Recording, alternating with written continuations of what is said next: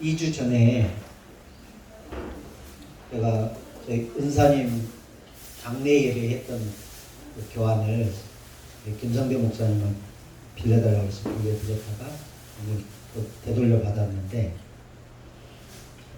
그때 하고 나서 느낀 점을 제가 하관 예배 때 그 장소에 하관하는 그 장지에 꽃이 하나도 없더라고요. 네, 저희 교회에서 영정 근조 화환을 2개를 빈소에 보냈거든요. 그 영정 사진 밑에 화분 바구니를 거기다 놓을 수 있게 해서 보냈는데 그걸 가지고 갔어야 돼요. 근데 안 가지고 간 거예요. 저도 못 챙기고 유족들도 못 챙기는 거예요. 근데 조용기 목사님 그 장례식 보니까 문재인 대통령이 보낸 영정 근조 화환, 그걸 거기까지 가지고 왔더라고요. 그래서 저도 그거 하면서 그거 가져왔어야 되는데 안 가져왔다라는 생각을 했는데, 조영기 목사님 영상 보니까 그게 나오더라고요. 거의 장의사 때그 장례 그 문화 하는 데 있잖아요. 예. 그런 데서 하면은 그 가져가는 그런 사람들이 생기거든요. 근데 그 끝나기 전이니까 우리가 챙겨도 상관없어요. 우리가 가져와도 그건 그들이 아무 말 못 하죠. 아니 그게 아니라 네. 상조에서 네. 장지에 갈 때 챙겨간다고요. 네, 그렇죠. 가져가라고 그 사람들 그렇게 얘기했어요. 지금은 그냥 걷어가는데 옛날에 돈 주고 팔았어요. 그 상주들이 그것도 팔았어요. 아니 그 말이 아니고 예. 장례식장에 있던 그 판을 거기 발인까지 가지고 갔다. 그걸 장례 업체들이 그렇게 가져가도록 그렇게 그리고 국화도 준비를 해야겠더라고요. 그러니까 취토하고 나서 국화도 뿌려주는 경우도 있거든요. 그래서 그것도 좀 필요하겠다 싶어서 말씀을 드립니다. 그리고 여러분들이 이제 장례식이 되면 보통은 3단 근조 화환을 보내잖아요, 교회에서. 그거 보내지 마시고 영정 화환을 보내세요. 그러면 영정 화환이 다 이제 너도 나도 다 보면 그게 많을까? 그러니까 보통 교회에서는 3단 근조 화환을 보내요. 회사나 이런 데서. 근데 어떤 데 가면은 본인 교회에도 그게 없어요. 그러니까 여러분과 관련되어 있는 성도의 거라면은 그걸 2개를 보내세요, 양쪽에. 그게 훨씬 보기가 좋더라고요. 저희도 전에는 그냥 3단 화환을 다 보내서 이제 밖에 세우게 했는데, 가서 보니까 그게 필요하겠더라고요. 그래서 이제 그거는 이 목사님 발인 때부터 그걸로 이제 바꿨는데 보니까 굉장히 좋아요. 그러니까 그래서 그리고 그거는 장지까지 가져갈 수 있다는 장점도 있고요. 그래서 말씀을 드리는 겁니다. 혹시 영정 근조 화환, 영정 사진 밑에다가 놓는 화분 이만해요. 근데 그게 가격도 더 싸잖아요. 예? 가격도 더 싸거든요. 똑같아요. 저희는 지금은 거의 비슷해요. 5만 원대. 네, 5만 원. 예. 그래서 이제 3단 근조 화환으로 하면 하나만 하는데 이건 2개 하는. 그래서 한 10만 원 정도 들거든요. 근데 5만 원 더 쓰고 2개 하는 게 훨씬 낫더라고요. 그러면 그때 장례식장에서 못 가지고 가셨으니까 그 장지 모신 곳에 지금 회로 근조 화환을 2개를 그렇게 해서 거기 두셨다는 말씀이시죠? 아니요. 이제 그걸 가지고 갔어야 되는데 못 가지고 와서 아쉽더라 이 말이에요. 그래서 다른 근조 화환은 못 챙겨도 바구니로 된 건 챙겨서 가지고 갈 수 있거든요. 그리고 그 입관할 때, 하관할 때 영정 사진 놓고 작업을 하거든요. 그 양쪽에다 그 화환을 놔주면 훨씬 더 이렇게 풍성해지겠다 싶어서 그때 제가 그거 끝나고 나서 메모를 해놓은 거예요. 뭐라고 써놨냐면은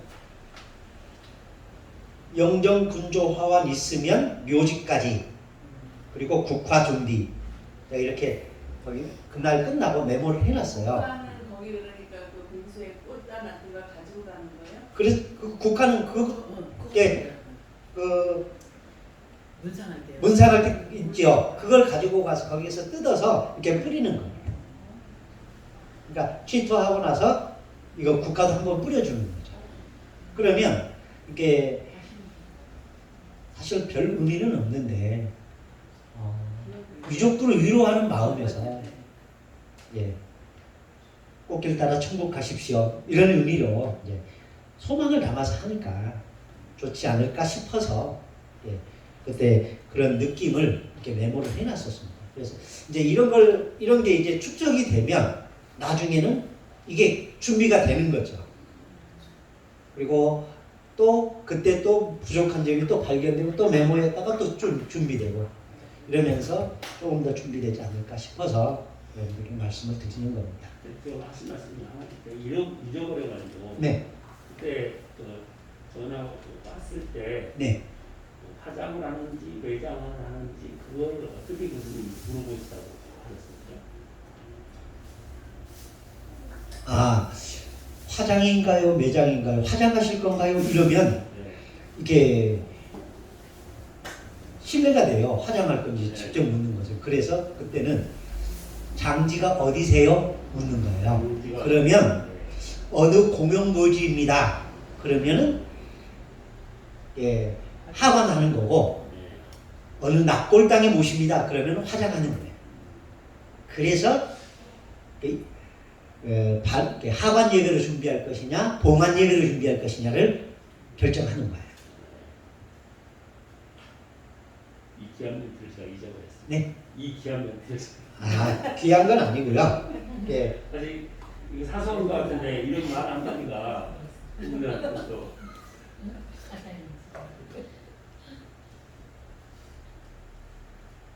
장지가 어디세요? 예, 장지가 어디세요? 어디로 모시세요? 그러면 어느 공원 묘지로 모십니다. 그러면은 그러면은 하관하시겠네요. 라고 다시 한번 물어볼 수 있고요. 그냥 납골 공연으로 모십니다. 그러면은 더 이상 안 물어봐도 돼요. 예. 아, 이건 화장이구나. 그리고 이렇게 화장하시는 분들은 이게 시간이 대충 빨라요. 한 6시 정도에 나가시는 분들이 많아요. 강의 시간이 됐으니까 물어봐도 하실 거예요, 안 하실 거예요? 예. 자, 49페이지 보겠습니다. 마태복음의 구조. 마태복음은 전체 28장으로 구성되어 있다. 그리고 장들이 대부분 연대기적으로 나열되어 있다. 마태복음은 신약의 첫 번째 책답게 구약과 연결 지으려는 듯한 흔적들이 보인다. 이건 역시 유대적 상황이라고 할 수 있을 것이다. 예를 들면 이런 것들이다. 시작부터 예수님을 유대의 왕 다윗의 자손으로 오실 메시아이심을 강조한 것도 그렇고 50회 이상 구약을 직접 인용한 것이나 75회 정도 구약 사건을 암시한 것도 그렇다. 그런가 하면 마가복음에서는 단 한 번, 누가복음에서는 전혀 사용되지 않은 것과는 상반되게 마태복음에서는 유대인들이 자주 쓰는 하늘에 계신 아버지라는 표현이 15번 나온다. 그리고 마가와 누가는 주로 쓰고 있는 하나님의 나라라는 표현 대신에 주로 천국이라는 것도 같은 맥락에서 이해할 수 있다. 뿐만 아니라 마태복음은 구약의 오경을 염두에 둔 듯이 예수님의 가르침을 5군데로 모아서 구성하고 있다. 5에서 7장 산상수훈, 10장 전도여행을 이 전에 가르친 13장 천국에 관한 비유, 18장 공동체와 용서에 관한 가르침, 22장, 23장에서 25장 종말에 대한 가르침 등 이렇게 5개의 두 중요한 강론을 한 묶음으로 묶었는데 이것 또한 마태의 특징이라고 볼 수 있다. 자, 거기에서 60페이지 한번 보시기 바랍니다. 60페이지로 한번 넘어가 보십시오. 마태복음을 마치면서 나오죠. 60페이지에. 예. 그리고 61페이지, 62페이지에 보면은 동그라미 1, 2, 3, 4, 5, 6까지 나와요.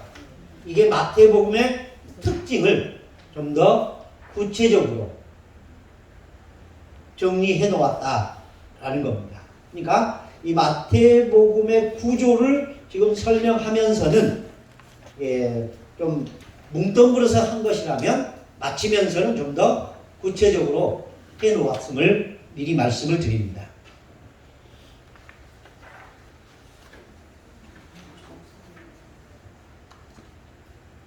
마태복음을 이야기한 4명의 신학자들이 제시한 모델을 살펴보면 다음과 같다. 첫째, 지리학적, 전기적 모델. 이 모델은 오래되었고 간단한 모델이지만 이것은 예수님의 삶의 외형을 제시하였고 예수님의 갈릴리와 예루살렘에서 사역이 마태복음서에 구성되었음을 제시한다. 이것은 엘렌이 제시한 마태복음의 구조이다. 그래서 6가지로 엘렌은 마태복음을 정리를 했습니다. 첫 번째는 메시아의 탄생과 유년 시절 1장과 2장, 사역을 위한 예비로서 3장과 4장 11절까지, 갈릴리에서의 회중사역 4장 12절에서 15장 20절, 갈릴리 인근에서의 사역 15장 21절에서 18장 35절의 사역. 자, 그 3번과 4번 갈릴리 회중사역과 갈릴리 인근에서의 사역, 이것이 예수님의 사역 3년 반 가운데 약 3년이 해당이 됩니다.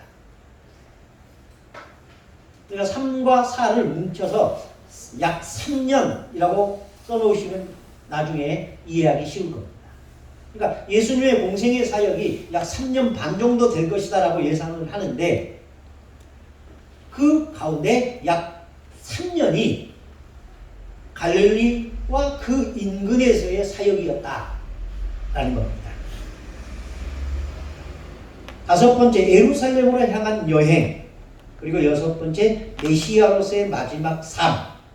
이렇게 엘렌은 지리학적으로 어디에서 어떻게 했는가, 그리고 이것을 태어나서부터 돌아가실 때까지 전기적인 측면에서 기록했다라고 마태복음의 구조를 구분한 겁니다. 무슨 말인지 아시겠죠? 예. 두 번째, 5부분 광화 모델. 우리가 첫 번째 이게 마태복음의 구조 하면서 위에서부터 한 10번째 줄, 마태복음은 구약의 오경을 염두에 둔 듯이 예수님의 가르침을 5군데를 모아 구성하고 있다라고 있었죠. 어딘지 모르시겠어요? 마태복음은 전체 28장으로 구성되어 있다. 거기에서 한 10번째 줄 내려오면 마태복음은 구약의 오경을 염두에 둔 듯이 그 줄 나오죠. 그 내용과 비슷한 내용을 지금 얘기하는 겁니다. 이건 베이컨이 주장한 모델로서 기독론을 드러내는 5가지 중요한 광화를 사용한다. 즉 예수님이 새로운 모세, 새로운 율법을 교회에 준 것으로 의미하고 해석한 모델이다. 베이컨이 한 것을 보면 이렇다. 제1, 자식이 자신에 대하여, 사도의 신분에 대하여, 계시 숨김에 관하여, 교회의 관리에 관하여, 그리고 심판에 관하여 이렇게 5부분으로 나누었다라는 겁니다. 무슨 말인지 아시겠죠? 그러니까 마태복음을 어떤 주제 5개로 구분한 것이 베이컨의 마태복음 구조론이다 라는 겁니다. 세 번째는 중심적 그리고 집중적 모델로서 로우가 마태복음을 구분한 모델입니다. 근데 이것은 각 초기 복음서의 장이 마지막 장과 관계되게 중심적으로 역순으로 뒤집어 편집되었다라는 겁니다. 그래서 A, B, C, D, E, F까지 하면 이 F가 천국의 비유 13장 무슨 말인지 아시겠죠? 그러면서 다시 이야기와 설교, 이야기와 설교, 이야기와 이런 식으로 1장과 28장이 맞춰지고 5장과 7장이 23장과 24장, 25장이 맞춰지고 이런 식으로 짰다라는 얘기입니다. 그러니까 이 로워는 마태복음의 구조를 그런 식으로 맞추었다. 그런 식으로 해석했다라는 겁니다. 그래서 여러분들이 나중에 성경을 읽어보실 때 예수님의 탄생과 그 유년 시절의 이야기를 읽어보고 나서 마태복음 26장과 28장을 읽어보면 시작과 끝이 연결되더라 라는 겁니다. 이해돼요?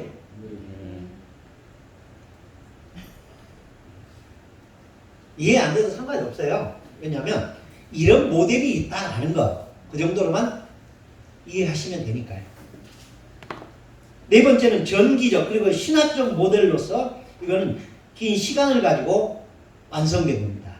이 모델은 스톤하우스에 의하여 시작되었고 에드가 크렌치에 의하여 좀 개선되고 그리고 킹스버리와 바우어에 의하여 완성되었다. 이 모델은 마태복음을 정기적 관점에서 그리고 신학적 관점에서 구분한 것이다. 이것이 새로운 불안의 시초이다. 그 내용을 보면 이렇다. 메시아 예수의 인격, 메시아 예수의 선언, 메시아 예수의 고통과 죽음 이렇게 세 부분으로 나누었는데 마태복음 구조를 설명하면서 기존 접근 방식과는 달랐다라는 겁니다. 학자들에 따라서 이렇게 네 가지 방법으로 마태복음의 구조를 분할하는 방법이 있는가 하면 그럼에도 불구하고 마태복음은 8개의 큰 부분으로 조직화되어 있다는 견해가 더 우세하다. 시기나 장소의 이동에 따라 구분할 수도 있고 일어난 사건이나 말씀의 주제에 의해 세분화할 수도 있다. 마태복음의 구조를 도표 형식으로 정리하면 다음과 같다.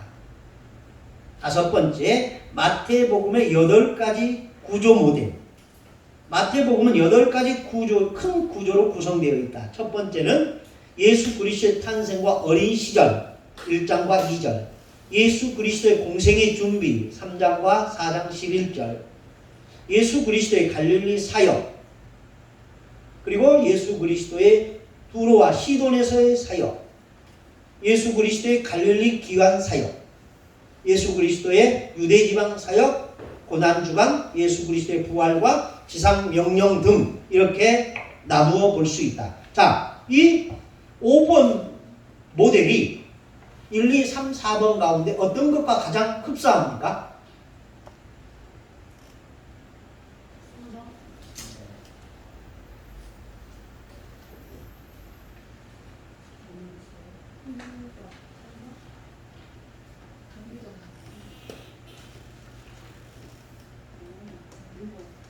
일 1번과 비슷해요. 그쵸?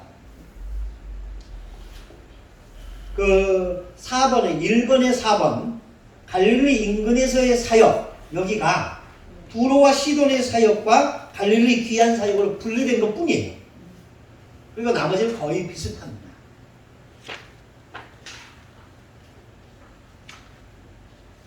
이해되셨죠? 예. 그거를 자 5번 마태복음의 8가지 구조 모델을 표 1-8로 되어 있죠. 1-9 표 거기에 보면 뭐라고 써져 있어요? 마태복음의 신학적 교리들이라고 써져 있죠. 그게 잘못됐어요. 고치세요. 뭐라고 고치냐면은 마태복음을 8가지 주제로 나누는 모델 이렇게 고치세요.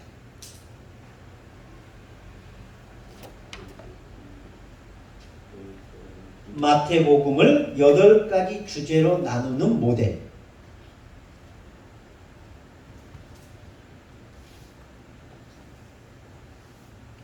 이런 실수들이 왜 나오느냐면은 이 표를 그릴 때 이렇게 앞에 있는 표를 다운받아서 가지고 와서 좀 수정하고 이렇게 고치거든요. 그러다 보니까 8번을 다운받았었어요.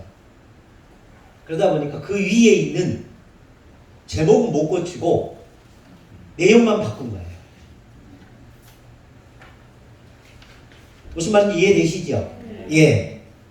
그래서 그거를 이게 1, 2, 3, 4, 5, 6, 7, 8을 5번을 정리하면 표로 정리하면 이렇다라는 겁니다. 1장 1절에서 2장 23절 그래서 1번부터 8번까지를 그렇게 정리해 놓은 겁니다. 그러니까 이렇게 표 정리해 놓으니까 보기는 좋죠. 네. 근데 이거를 다시 세부 구조로 나누면 그 세부 구조가 이 8가지입니다. 이 8가지를 다시 세부 구조로 나누면 이렇다라는 겁니다. 1. 마태복음의 세부 구조. 위에서 살펴본 대로 마태복음은 크게 8가지의 큰 구조로 구성되어 있다. 이 본장에서는 이 내용을 좀 더 세부적으로 살펴보고자 합니다. 첫 번째, 예수 그리스도의 탄생과 어린 시절. 그 1번에 관한 겁니다. 무슨 말인지 아시겠죠? 예. 마태복음을 시작하면서 그 첫 장에서 예수님의 족보를 열거하면서 예수님이 아브라함과 다윗의 자손임을 강조하고 있다. 그리고 이어서 예수님이 창세기 3장 15절에 약속하신 여자의 후손이시며 구원자이시며 동정녀로서 탄생하신 분이라고 소개하고 있다. 이어서 예수님의 탄생은 구약의 예언자, 즉 선지자들의 예언이 성취된 것이며 헤롯을 피하여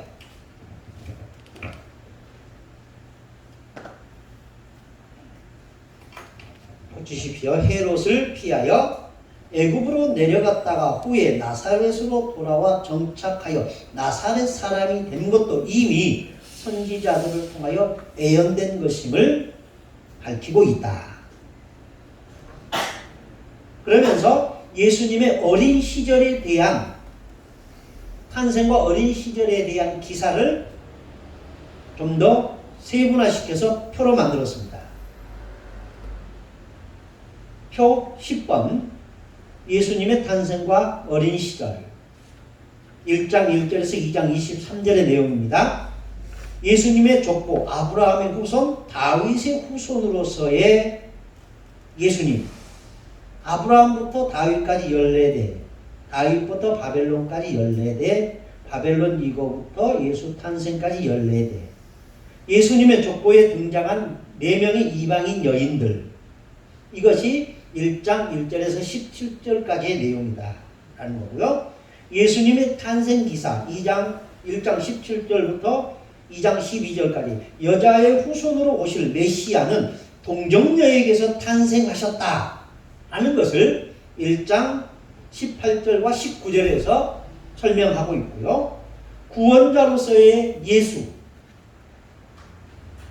그리고 임마누엘, 베들레헴, 동방박사 이런 것들은 구약의 성취로서 오신 예수님을 밝히고 있다라는 겁니다.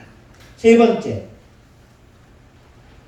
예수님이 애굽으로 피신하시고 후에 나사렛에 정착하신 것도 구약 예언의 성취로 보았다. 그래서 애굽으로 가신 것은 애굽에서 내 아들을 불렀다라는 호세아 11장 1절의 성취고 나사렛으로 귀환하여 정착한 것도 그런 의미로 해석하고 있다라는 겁니다.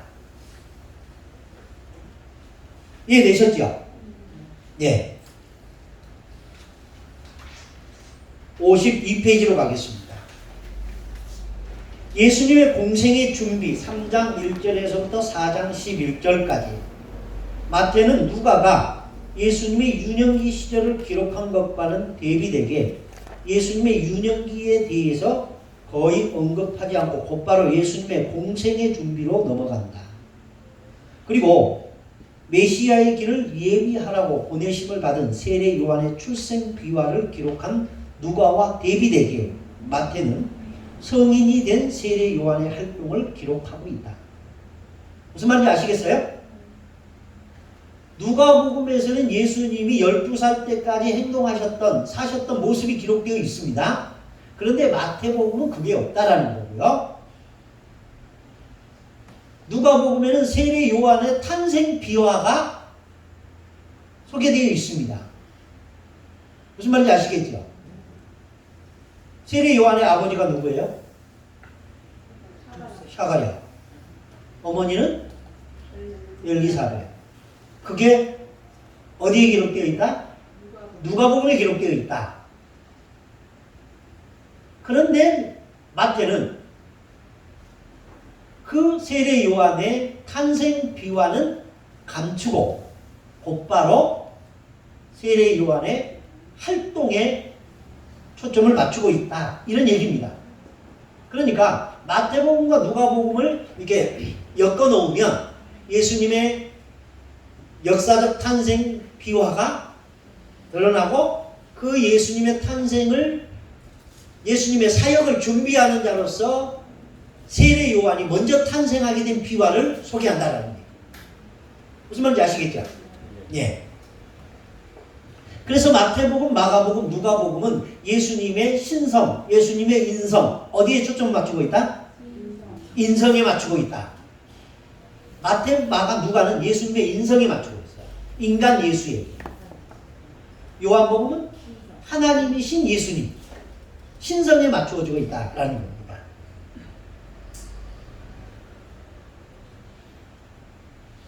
이것은 구약 이사야와 말라기를 통하여 예언하신 것이 성취된 것임을 나타낸 것이다. 예수님은 공생애를 시작하시기 전, 즉 공생애를 준비하시면서 갈릴리로부터 요단강에 이르러 요한에게 세례를 받으셨고 마귀에게 시험을 받으신 후 다시 갈릴리 나사렛으로 돌아가셨다. 자, 표 11번 예수님의 공생의 준비 세 가지로 구분해 보면 먼저 세례 요한을 하나님이 예비한 사건, 예수님의 길을 준비하기 위한 요한으로서 이것은 이사야서 40장 3절의 성취로 보았다라는 것이고요. 예수님이 요단강에서 요한에게 세례를 받으신 사건. 그래서 여기서 삼위일체 하나님의 모습을 보이고 하나님의 아들이신 예수님의 하나님의 증언이 나온다라는 겁니다. 그래서 마태복음 3장 17절에 이는 내 사랑하는 아들이라 이 표현이 있다는 겁니다. 그리고 세 번째 예수님이 마귀에게 시험을 받으셨다. 첫 번째 시험은 돌을 떡덩이로 만들어 먹으라. 두 번째 시험은 성전 꼭대기에서 뛰어내리라. 세 번째 시험은 내게 엎드려 경배하라. 그런데 이것들을 물리치신 것은 예수님이 기적을 행하여 물리친 게 아니라 말씀으로 물리쳤다 라고 마태는 해석하고 있다. 네? 뭐라고요? 신명기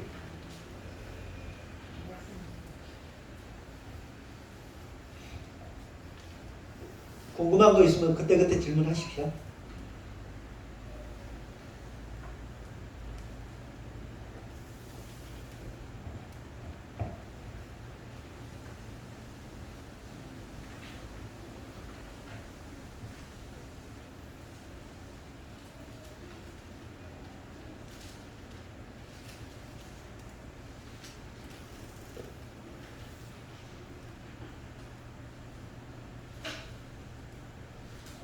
왜요?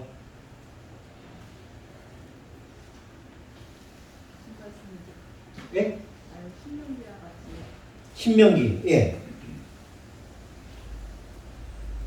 사람이 떡으로만 살 것이 아니라 하나님의 입에서 나오는 모든 말씀으로 살 것이라.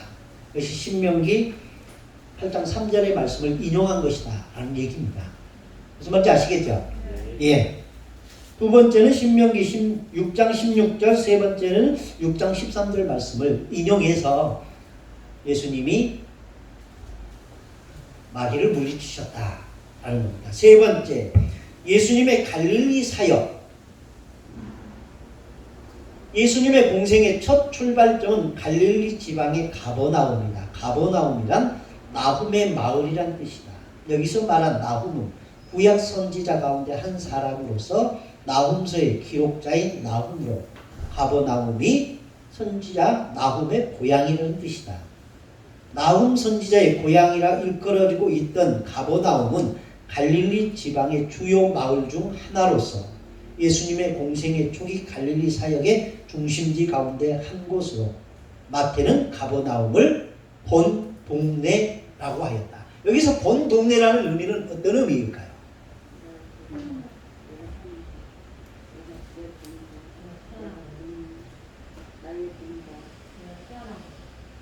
내 고향이라는 의미로도 해석할 수 있고요. 이 가버나움 출신들이 예수님의 제자들 가운데 5명이나 있습니다. 베드로, 안드레, 요한, 야고보, 마태. 적어도 이 5명이 여기 사람입니다.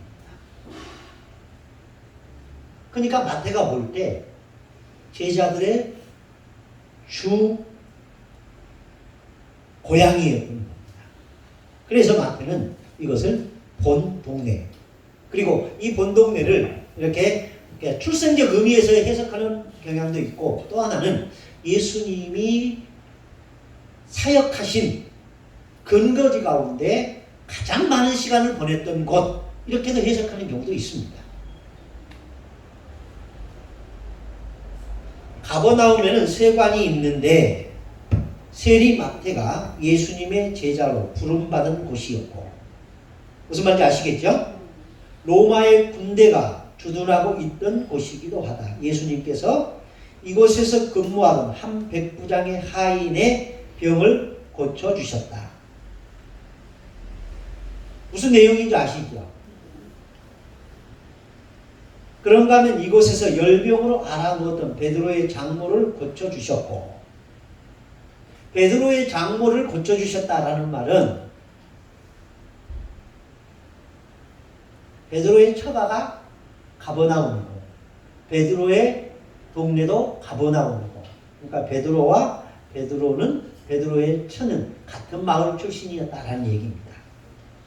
더러운 귀신 들린 사람을 고쳐주셨고 중풍병자도 고치셨고 또 많은 귀신 들린 사람과 병자를 많이 고쳐주셨던 곳이 바로 이 가버나움입니다. 그리고 예수님은 이곳에서 오병이의 기적에 이어 생명의 떡에 관한 가르침도 이곳이었다. 그런데 예수님은 이렇게 많은 이적과 가르침을 베푸셨지만 가버나움 사람들은 회개하지 않음을 보시고 책망하시면서 심판에 관한 경고를 하셨다. 마태복음 11장 23절 24절 함께 읽습니다. 시작. 가버나움아 내가 하늘까지 높아지느냐 우리에게 알려주리라. 내가 영원한 동정을 소속으로 전하였다면 그 성이 여기까지 있었습니다. 내가 너희 믿음이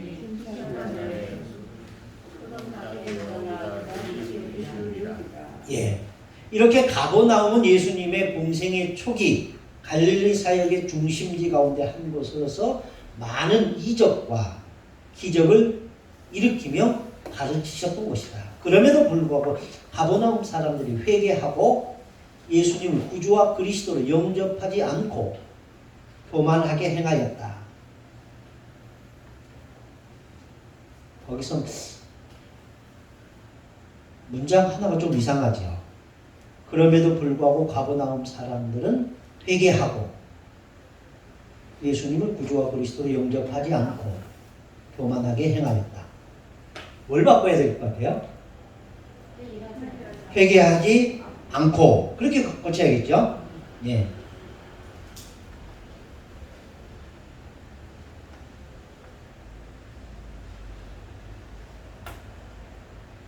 그래서 예수님은 가버나움이 음부까지 낮아지려고 하면서 심판날에 소돔이 너보다 견디기 쉬울 것이라고 경고하셨던 곳이 바로 이 가버나움입니다. 이렇듯 예수님은 갈릴리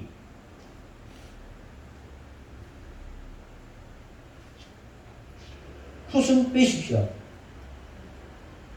갈릴리 근처에 있는 가버나움에서 공생의 3년 동안 사역의 본거지로 사용하셨다. 예수님은 본격적인 사역에 앞서 12제자를 택하셨다. 그리고 예수님은 제자들과 함께 갈릴리 지역을 순회하면서 메시지를 전하셨다. 비유를 들어 천국을 전하셨으며 기적을 베풀어 각종 병든 이들을 치유하셨다. 특히 설교가 마태복음 5장에서 7장 기록된 산상수훈이다. 산상수훈은 산 위에서 하신 설교라는 뜻으로 가버나움 위에 팔복 언덕에서 전하신 것이다. 그리고 본격적으로 제자들에게 자신의 정체성을 주지시키시는 교육에 집중하셨다. 다양한 기적들과 가르침을 통해 자신이 누구이며 세상에 오신 목적이 무엇이고 제자들에게 기대하는 것이 무엇인지를 갈릴리 지역에서 가르치셨다. 자, 이제부터 성경을 피시기 바랍니다. 마태복음 4장 12절.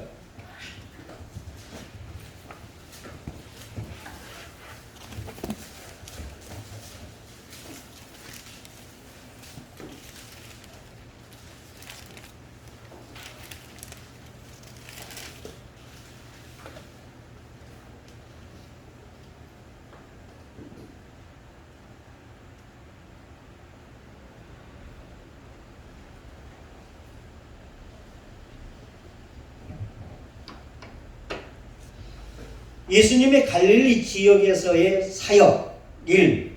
나사렛으로의 귀향. 예수께서 요한의 잡히심을 들으시고 갈릴리로 물러가셨다가 나사렛을 떠나 수볼론과 납달리 지경 해변에 있는 가버나움에 가서 사셨다. 무슨 말인지 아시겠죠? 그러니까 12절과 13절, 14절 그 사이를 보면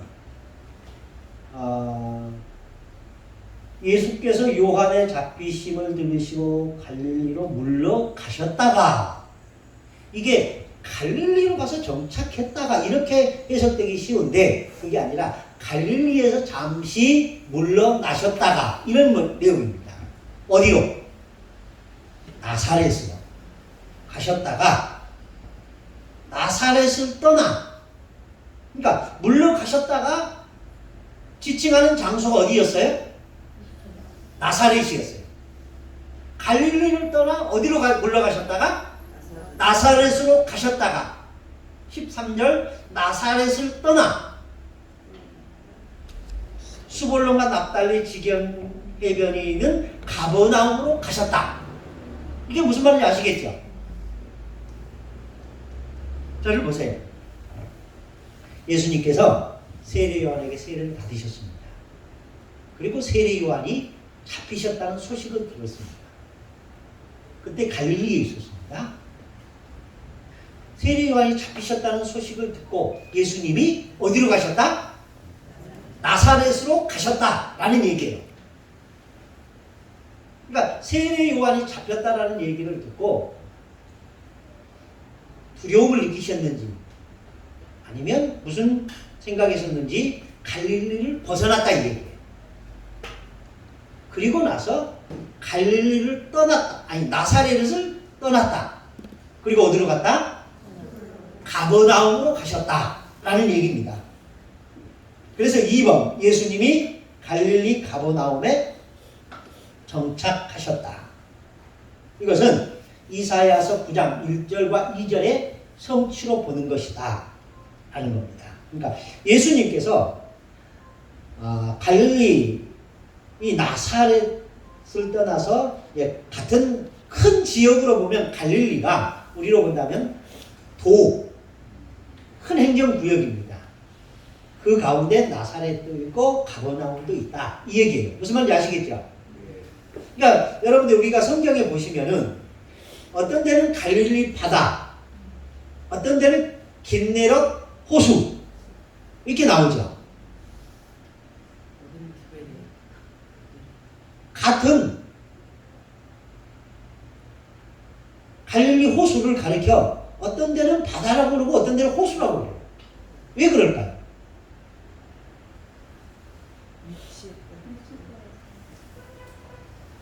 네? 그 호수를 바라보는 위치가 어디냐에 따라 틀린 거예요. 자, 갈릴리라는 큰 지역. 자, 여기 보십시오.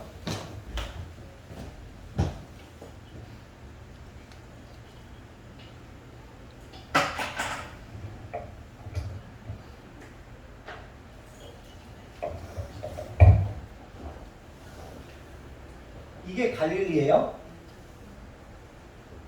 이 갈릴리라는 지역에 호수가 있습니다. 이게 갈릴리 호수예요.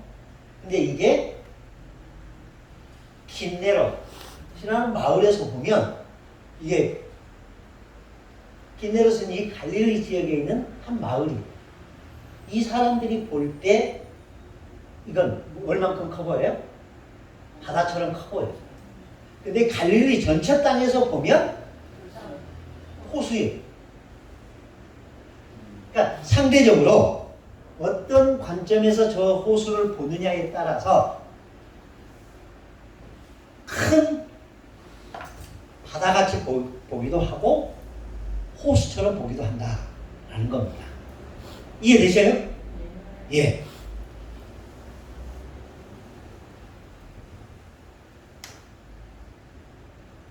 마태복음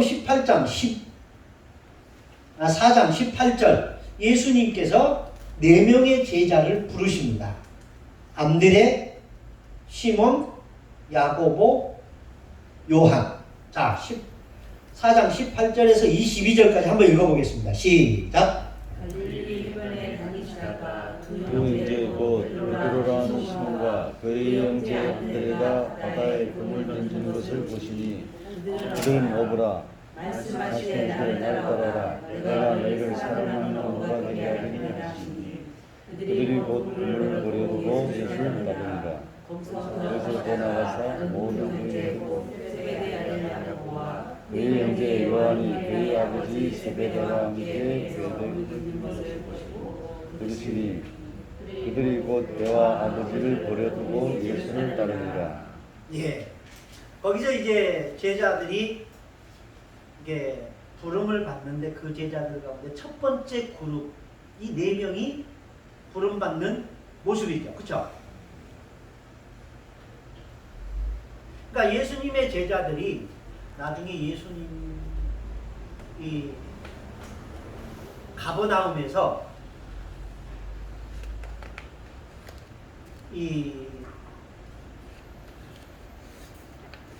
누가 크냐를 놓고 논쟁을 벌입니다.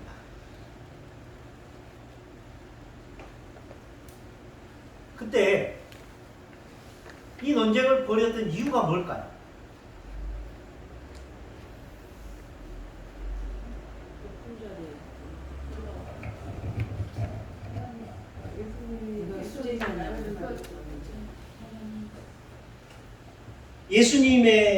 예수님께서 그 오병이의 기적을 일으키고 난 다음에 유대인들은 예수님이 메시아라는 사실을 발견을 합니다. 근데 그들이 기대했던 메시아는 정치적인 메시아였습니다. 로마의 폭거로부터 자기들을 구원해낼 메시아. 그래서 유대인들은 예수님을 억지로 잡아서 자기들의 임금을 삼으려고 했습니다. 그 모습을 보면서 제자들은 환상을 보았을 겁니다.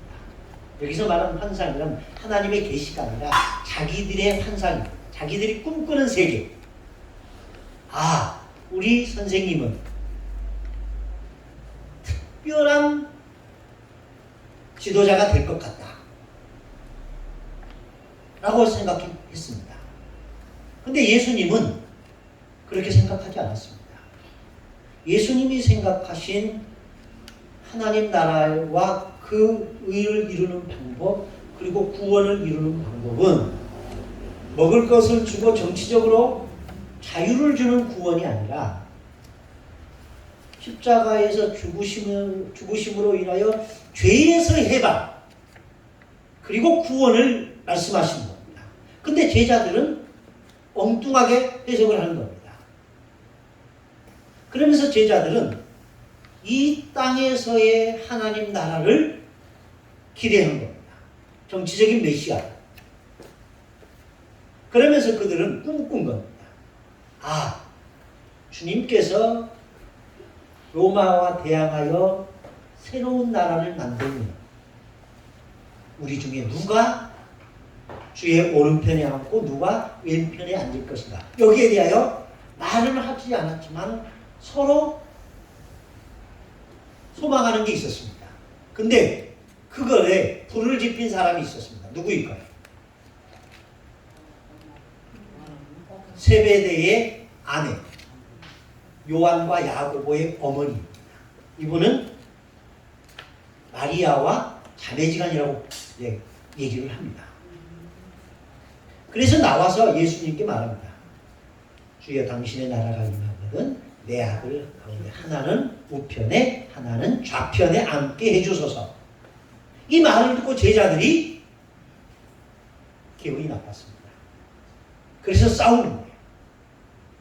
이때 싸울 때 우리는 예수님의 제자들 가운데 수제자 하면 누구를 생각해요? 베드로. 아, 베드로가 수장이 되어야지라고 생각하지만 그 당시 제자들은 그렇게 생각하지 않았다는 얘기입니다. 왜 그랬느냐? 이유들이 있어요. 합리적인 이유를 들면 이렇습니다. 예수님의 제자들 가운데 예수님과 인적 관계가 있는 사람, 야고보와 요한. 그래서 예수님이 요한을 굉장히 사랑해요. 품에 안고 그 최후의 만찬 자리에서 예수님의 품에 기대어 물었던 자, 이 요한입니다. 그리고 요한은 자기를 주께서 사랑하시는 자, 이런 표현을 씁니다. 나이도 어렸지만 예수님과의 특별한 인연이 있다는 것을 은연중에 표현합니다. 그러니까 그런 인맥을 이용해서 하나는 주의 좌편, 하나의 우편, 이런 것을 꿈꾸었던 겁니다. 그럴 수 있겠죠. 근데 또 다른 측면에서 보면 베드로는 내가 그 자리에 앉아야 된다라고 생각했을 겁니다. 왜? 우리가 생각한 대로 베드로는 굉장히 직선적인 사람이에요. 돌려서 얘기하지는 않아요. 그래서 예수님의 제자들 가운데 특별한 그룹의 한 사람입니다. 그래서 예수님이 변화산 사건에 올라가실 때도 데리고 올라가고, 아이를 고치는 사건에서도 예수님이 그들만 데리고 가는데, 야고보와 요한이 친척이라면 베드로는 다른 사람이에요. 그런데도 그를 데리고 왔다. 그러니까 베드로는 생각했겠죠. 나는 특별하다. 그래서 내가 그 자리에 올라야 된다라고 생각했을 수 있습니다. 근데 반대로 생각해보면 안드레도 나도 그 자리에 앉을 수 있다라고 생각했을 거예요. 왜 그랬을까요? 안드레는 예수님의 제자 가운데 1호 제자입니다. 첫 번째 제자예요.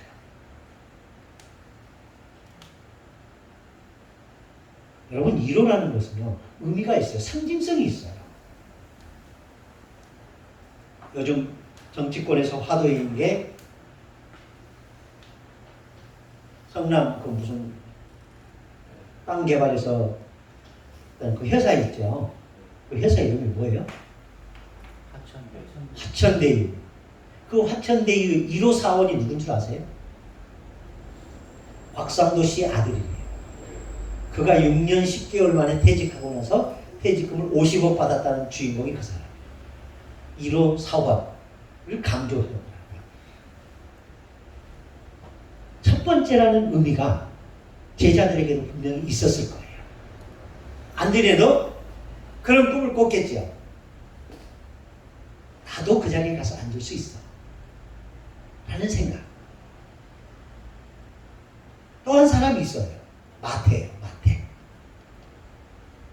마태는 예수님의 제자들 가운데 엘리트예요.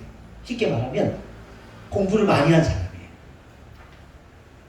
마태는 우리가 지난 시간에 얘기했죠. 마태의 개인 프로필에서 마태는 가문이 무슨 가문이다?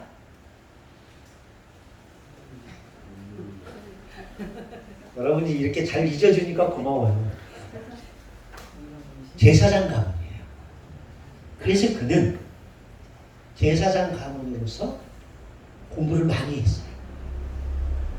근데 그는 제사장이 되지 않고 세리가 돼요. 이유가 뭐였는지는 모르겠습니다. 그래서 제자들 가운데 유일하게 예수님의 인성에 대해서 쭉 정리한 사람이 마태예요. 그래서 마태는 예수님의 제자들 가운데 굉장히 지식적으로 보면 엘리트예요. 그래서 마태도 나도 그 자리에 갈 수 있을 건데 라고 생각했을지도 몰라요. 어쨌든 예수님의 제자들은 서로 그런 꿈을 꾸고 있었어요. 그런 꿈을 꾸게 된 배경에는 이렇게 첫 번째 제자 그룹이 핵심 멤버들이었다라는 얘기입니다. 무슨 말인지 아시겠죠? 예수님의 그 첫 번째 제자 그룹이 누구였다? 안드레, 시몬, 야고보, 요한. 예.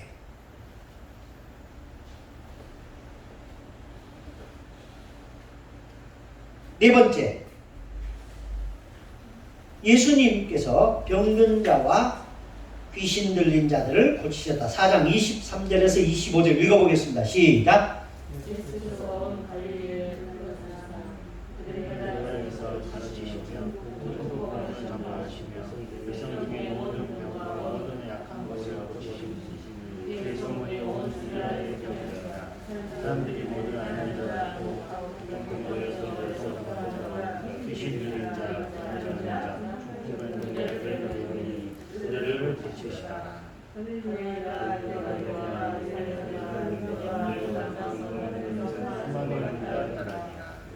예.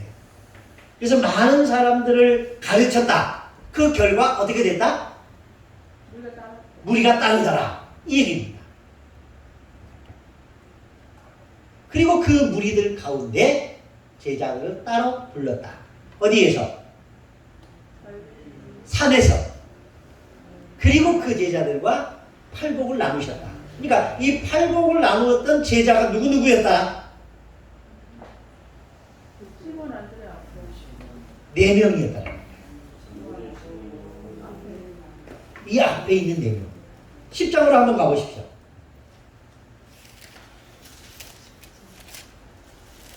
(1절) 시작.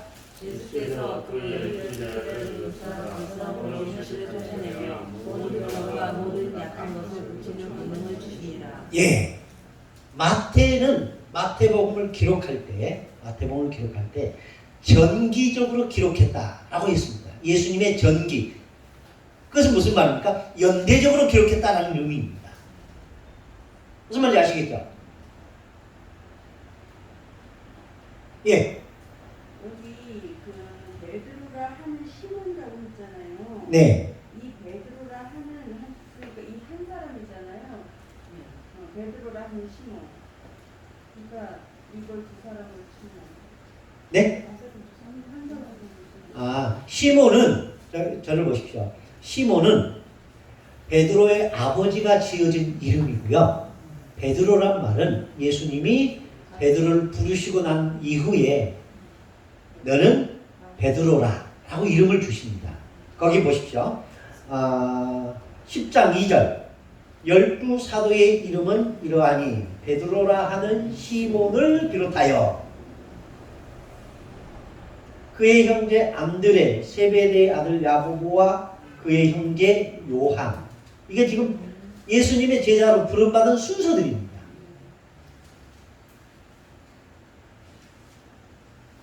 그리고 16장을 한번 가보십시오. 16장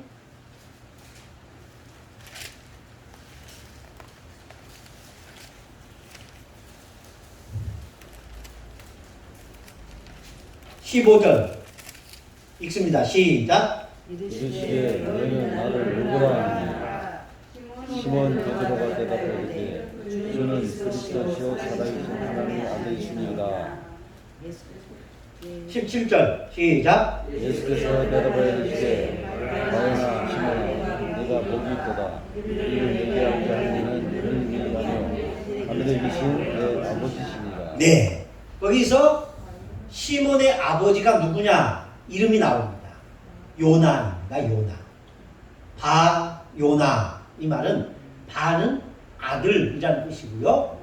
요나는 고유명사입니다. 그러니까 요나의 아들 시몬아 이 얘기입니다. 무슨 말인지 알겠죠?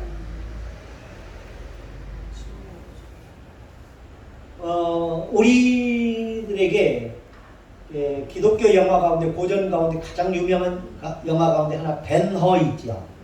그 벤이 아들이라는 뜻입니다. 허씨의 아들입니다. 그 벤허가 이름이 아니라 허씨의 아들 이런 뜻입니다. 벤허. 요나, 바요나. 바가 아들이라는 뜻이고 요나는 아버지의 이름입니다. 그러니까 시몬과 안드레의 아버지가 누구였다? 요나였다라는 겁니다. 요나의 아들 시몬아 내가 복이 있다. 이를 내게 알게 하는 것은 너의 아버지 요나가 아니라 하늘에 계신 내 아버지다. 그러니까 아버지를 비교하는 거예요. 이해되십니까?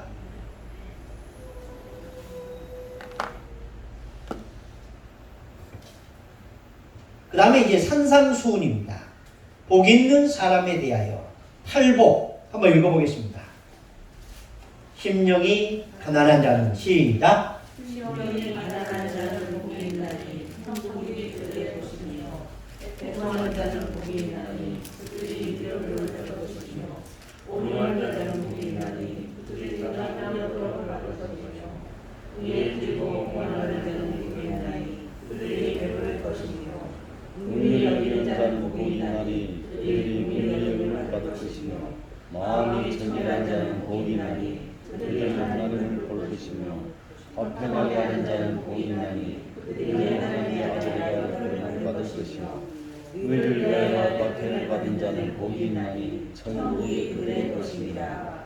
나로 말미암아 12절까지 나로 말미암아 너희를 욕하고 박해하고 거짓으로 너희를 거슬러 모든 악한 말을 할 때에는 너희에게 복이 있나니 기뻐하고 즐거워하라. 하늘에서 너희 세상이 크리라. 너희 전에 있던 선지자들도 그같이 박해하리라. 예. 자, 근데 심령이 가난한 자, 애통한 자, 온유한 자, 의에 줄이고 목마른 자, 긍휼히 여기는 자, 마음이 청결한 자, 화평한 자, 의를 위하여 박해를 받는 자. 이게 정말 복 있는 자의 모습일까?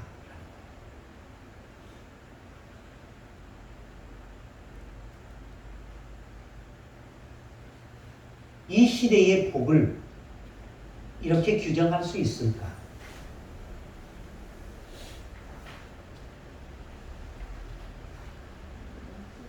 여러분 이렇게 살 수 있겠어요?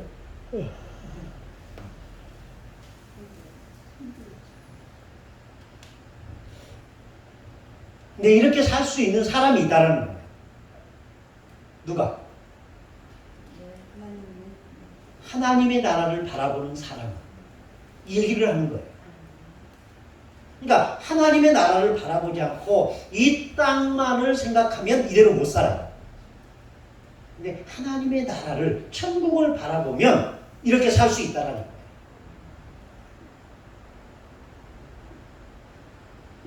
그런데 우리는 천국을 바라보면서도 이렇게 살고 싶지는 않은 거예요. 이게 문제예요.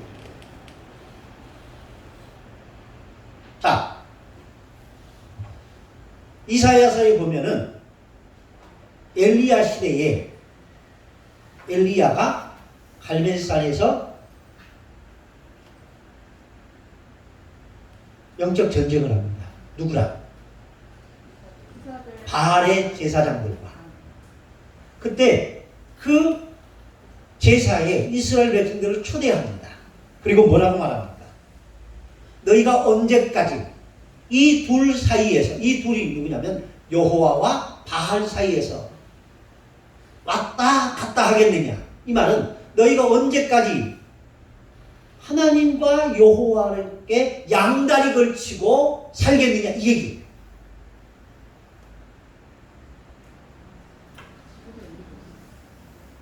자, 오늘날 그리스도인들이 이스라엘 사람들과 틀리다고 말할 수 없는 게 여기에 있습니다. 천국은 가고 싶어요. 그래서 누구를 믿어요? 하나님을 믿어요. 그런데 이 땅에서도 잘 되고 싶어요. 그래서 누구를 쫓아요? 바알을 쫓아요.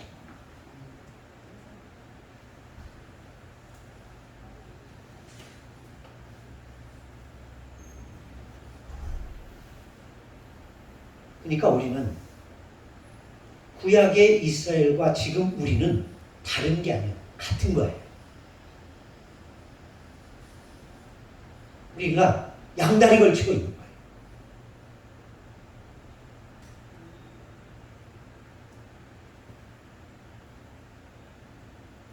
어느 하나를 포기해야 되는데 포기할 수 없는 거예요.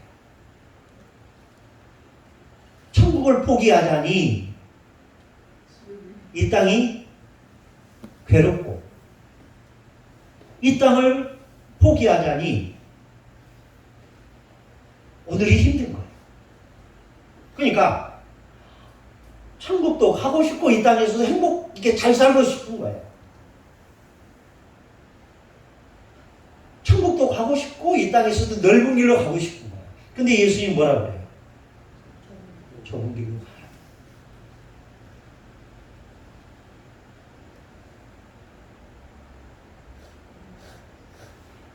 이게 참 어려운 거예요.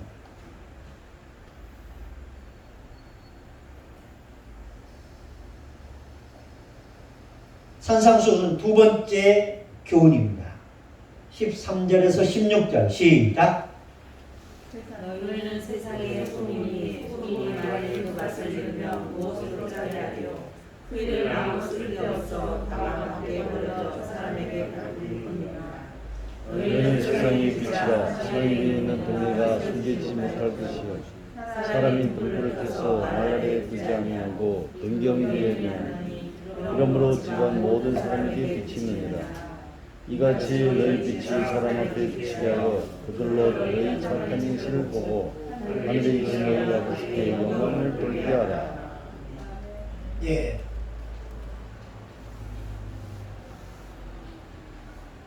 마가복음 9장으로 한번 가보십시오.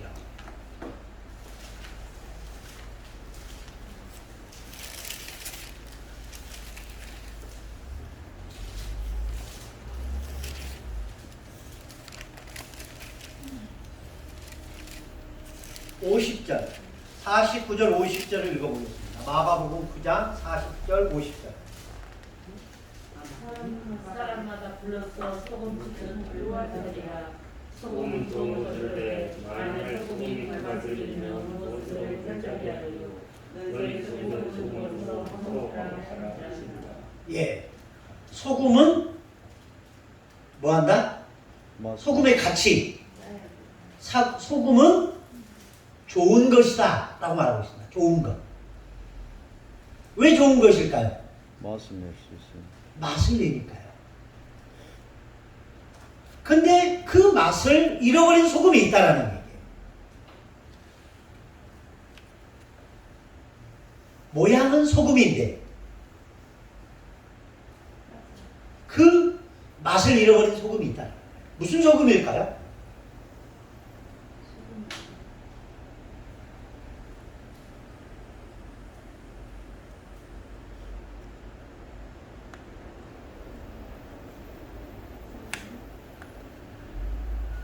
아니, 성경에 너희는 세상의 소금이라 소금이 만일 그 맛을 잃으면 무엇으로 짜게 하려 후에는 아무 쓸데없어 다만 밖에 버려서 사람에게 밟힐 뿐이다.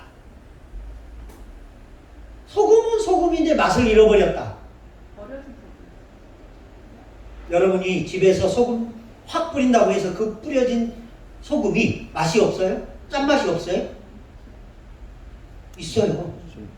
버려진 소금이 아니에요. 여기서 말하는 맛을 잃은 소금이라는 그런 소금이 아니라 사람의 시체를 방부제 역할을 하기 위해서 소금을 집어넣었답니다. 그리고 나서 그 소금을 빼요. 그리고 그 속에다가 향료를 집어넣어서 미랄을 만들어요. 그때 소금을 넣었다가 뺀 소금은 맛이 없대요. 짠맛이 예. 염분은 몸속으로 다 투입이 되고 모양만 남는데요. 그 냄새가 무슨 냄새 나겠어요? 비릿한 냄새와 맛이 없는 짠내가 나지 않는 소금이에요. 모양은 소금이에요. 그래서 어떻게 해요? 버리는 거예요. 어디다가? 사람들이 지나다니는 길거리에다 뿌려버리는 거예요. 그런 소금을 말합니다. 세상에 그리스도인인데 그리스도인다운 삶을 살지 않으면 세상에게 밟힌다라는 얘기예요. 그런데 이 소금은 근데 그 맛을 내기 위해서는 어떻게 해야 될까요?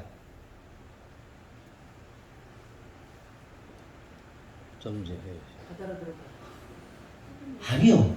소금이 맛을 내기 위해서는 자기 희생이 녹아져야 돼요.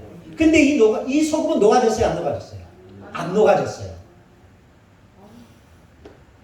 무슨 말인지 아시겠죠? 소금은 좋은 거예요. 근데 언제 좋은 역할을 하느냐? 녹아질 때 좋은 역할을 하는 거예요. 근데 이 소금은 녹아지지 않은 거예요. 무슨 말인지 아시겠죠? 빛이 좋은 거예요. 언제 좋은 거예요? 비출 때. 빛을 비추기 위해서는 어떻게 해요? 자기를 태우는 거예요. 자기 희생이에요. 그러니까 여기서 말한 소금, 여기서 말한 빛은 예수님일 수도 있고 우리일 수도 있어요. 무슨 말인지 아시겠죠? 예수님이 너희는 세상의 소금이라고 했지만 나는 세상의 소금이다라고도 말씀하시는 거예요. 그러면서 너희가 세상의 소금이 되기 위해서는 어떻게 해야 된다? 희생이 너희를 죽여라 이거예요. 형태가 변해. 누구든지 자기를 부인하고 자기 십자가를 지고 나를 쫓지 아니하면 내 제자가 될 수 없다. 그 말과 일맥통하는 거예요. 그러니까 제가 이 강의를 하면서 아까 그런 말씀했죠. 하나님께 잊혀지고 세상에서 유명하게 될 것인가?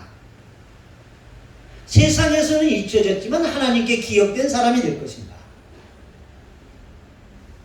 그것은 여러분의 결정에 따라 있다. 여러분이 세상에 좋은 소금 같은 크리스찬이 될 것인가? 빛 같은 크리스찬이 될 것인가는 여러분에게 달려 있습니다. 그것은 자기 희생을 하느냐 안 하느냐에 따라서 빛을 내는 빛이 되고 맛을 내는 소금이 될 수 있는. 그런데 자기 희생을 하지 않으면 절대로 소금은 그 맛을 못 내요. 여러분, 소금가만에 있는 소금이 맛이 있어요, 없어요? 소금가만에 있는 소금은 맛이 없어요. 근데 그 소금이 음식에 들어가서 녹아져야 맛을 내요. 근데 우리는 교회라는 소금가마니에 들어있어요. 세상에 나가서는 안 썩어요. 안 녹아요. 교회 안에서는 목사님, 교회 안에서는 장로님, 교회 안에서는 집사님, 온갖 귀한 이름을 다 붙여줘요. 교회 안에서, 소금가마니 안에서. 근데 그 소금이 진정한 소금의 가치를 드러낼 때는 그 가마니 안이 아니에요. 어디예요? 밥그릇 안이에요. 근데 우리는 밥그릇 안에서 녹아지려고 하지 않고 소금가마니 안에서 누가 더 크냐를 따지는 거예요. 제자들.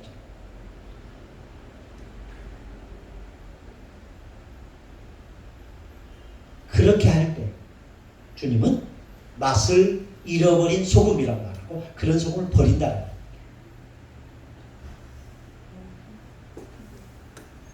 꼭 소금이 맛을 잃어서만 버리는 게 아니에요.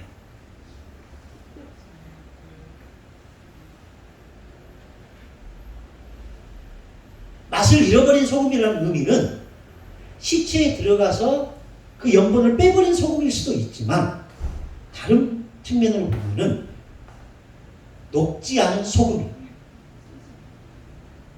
소금 가마니만을 고집하는 소금입니다. 그러니까 우리 교회가 소금 가마니라고 한다면 우리는 그 소금 가마니에 탈피해서 세상으로 나가서 썩어져야 되고 세상에 나가서 희생해야 돼요. 세상에서 희생되지 않는 크리스천은 세상에 나가서 섬기지 않는 교회는 맛을 내지 못한 소금과 똑같은 거예요.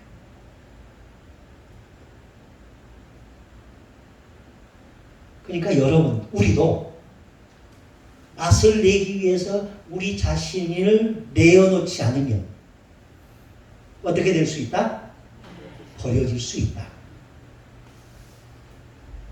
우리가 다 소금인 줄 알았죠. 소금인 건 맞아요. 근데 녹아지기 전까지 소금은 그 맛을 내지 않아요. 맛을 내지 않는 소금은 버려져요. 우리는 한 가지에만 집중했어요. 시체 속에 들어갔다가 맛을 잃은 소금만 버려질 거라고 생각했는데 그 이면에는 녹지 않는 소금은 버려져요. 여러분 집에서 음식할 때 소금 넣지요? 소금을 넣어서 음식 했는데 밥을 먹다가 소금알 큰 게 하나가 나왔어요. 그러면 그 소금을 다시 써요, 안 써요? 버리지요. 왜 버려요? 소금인데 녹아지지 않았기 때문에 그러는 거예요. 그러니까 우리도 버려질 수 있다. 그래서 바울이 한 얘기가 이 얘기입니다. 하나님이 원가지인 이스라엘도 버렸는데 너희를 못 버릴까 보냐, 어리석은 자들아. 이 얘기예요. 그러니까 예수님이 하신 말씀이 얼마나 무서운 거예요. 너희는 소금이다. 따라서 나는 소금이다. 소금인 건 맞아요. 근데 버려지는 소금도 있다는 거예요. 언제? 천년만은 녹아지지 않은 소금은 버려져요. 비록 그게 음식에 들어갔어도 그 음식에서 녹지 않으면 버려져요. 입에서 토해내잖아요. 그걸 누가 토해내요? 여러분이 토해낸 거잖아요. 주님도 그럴 수 있다는 거예요. 차든지 덮든지 하라. 그렇지 아니하면 내 입에서 너희를 토하여 내시리라. 계시록에 그렇게 말씀하셨잖아요.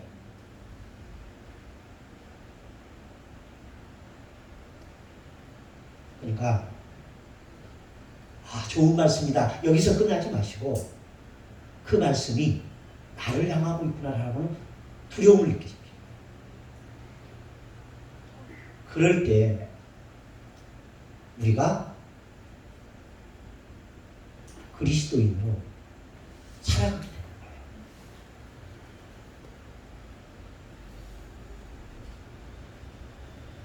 오늘은 여기까지만 하겠습니다. 빛과 소금 여기까지입니다. 네, 다음 시간에 율법과 은혜 여기서부터 계속하겠습니다. 오늘 며칠이었죠? 9월 28일?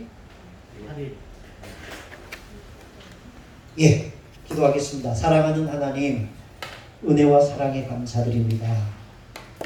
우리가 성경을 보면서도 얼마나 내 자의적으로 성경을 해석하고 듣기 좋게만 해석해 왔는지를 보게 됩니다. 내 입장이 아니라 주님의 입장에서 성경을 다시 보고 이해할 수 있고 믿는 저희들이 되도록 도와주시옵소서. 예수님의 이름으로 기도드립니다. 여기까지 하겠습니다. 고생들 하셨습니다.